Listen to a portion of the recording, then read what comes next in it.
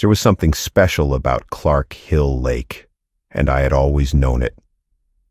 Ever since I was a kid, I spent countless weekends out there with my dad, casting lines, reeling in catfish and bluegill until the sun dipped below the horizon.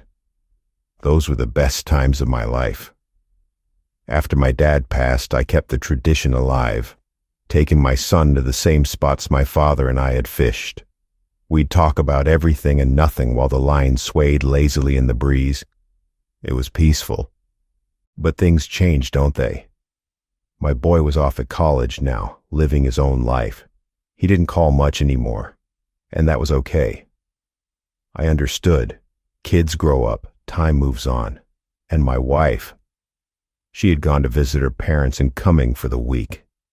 They never liked me much. Always made me feel like I wasn't good enough for their daughter. I couldn't stand them. So I found myself at Clarke Hill, doing what I loved most, fishing. Just me, the lake, and a cooler big enough to bring home a feast. That day had been perfect. The catfish had been biting like crazy, and fat ones too. The bluegill were practically jumping into my cooler. I had been out there for hours, and the cooler was so full I worried I wouldn't be able to carry it back. But it felt good. Really good. This was where I belonged, out on the water with nothing but the quiet hum of nature around me. Then I heard it, a sharp crack from the woods. It sounded like a branch snapping underfoot, but whatever did it had to be big. I paused, my hand hovering over the fishing rod, listening closely. Could have been a deer or something. Clarke Hill had its share of wildlife after all. I shrugged it off, deciding nothing was going to ruin this perfect day. I had a cooler full of fish, and that was all that mattered. I cast one last time before deciding I'd had enough. My hands worked on autopilot as I reeled in the line, secured the rods, and loaded everything into the truck. Just as I bent down to hitch the boat to the back, I heard a sudden violent crash from the woods. Before I could even register what was happening, something burst out of the trees, barreling straight toward me. I froze, my heart hammering in my chest. Standing not 10 feet away was a creature, something I had never seen before, and something I never wanted to see again. It stood hunched over, towering at least 7 feet tall, its body a twisted mass of muscle and dark matted fur. Its face, God, I'll never forget that face. It was like a wolf's, but grotesque, with glowing yellow eyes that locked onto me with a hunger I could feel in my bones. For a moment I couldn't move. My mind screamed at me to run, to do something, but my body was paralyzed. Then, in an instant, I snapped out of it. I didn't think, I just reacted. I dove back into the boat and shoved it away from the shore with everything I had. The creature let out a low, guttural snarl, one that seemed to vibrate through the air itself. As the boat drifted into the water, I thought maybe I was safe. Maybe I was out of reach. But that small spark of hope was snuffed out when I saw the thing stalking to the edge of the lake. It paced back and forth, furious, its glowing eyes locked on me like I was its next meal. Then, as if it needed to prove its rage, it lunged at my cooler, ripping the lid off and tearing into the fish I had worked so hard to catch.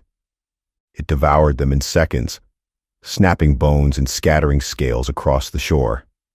My cooler, my brand new heavy-duty cooler, was shredded in moments, reduced to nothing more than scraps of plastic. And then it looked back at me. My stomach twisted into a knot. I prayed that the thing hated water, that maybe it couldn't swim. But as it glared at me with these predatory eyes, I knew I was wrong. It wasn't finished with me yet. Without warning, the creature bolted back into the woods, vanishing among the trees. I sat there in my boat, paralyzed by fear, my hands gripping the oars so tightly my knuckles turned white. Minutes passed, and the silence of the lake returned. I let out a shaky breath, my heart still pounding. Slowly, I started rowing back to shore. My arms felt weak like jelly, but I didn't have a choice. I needed to get back to my truck. I was halfway there when I heard it. A loud splash not far behind me. My blood ran cold.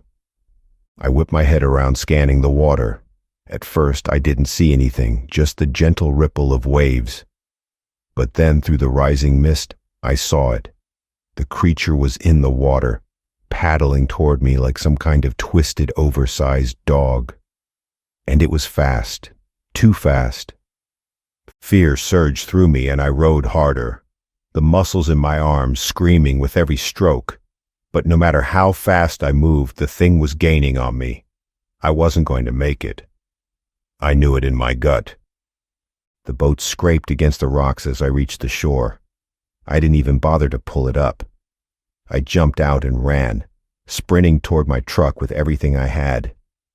Behind me, I heard the creature growling, its claws scraping against the metal of the boat. It was right behind me. I could feel it. I threw myself into the truck, slamming the door shut as hard as I could. My hands were shaking as I jammed the keys into the ignition, and the engine roared to life. I floored it, the tires spinning on the gravel before catching. I didn't look back.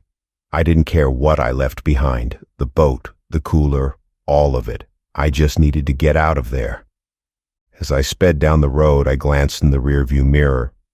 There was nothing, no sign of the creature, just the fading light of the evening and the dark outline of the trees.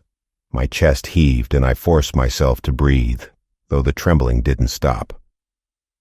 I didn't know what that thing was, and I didn't care to find out.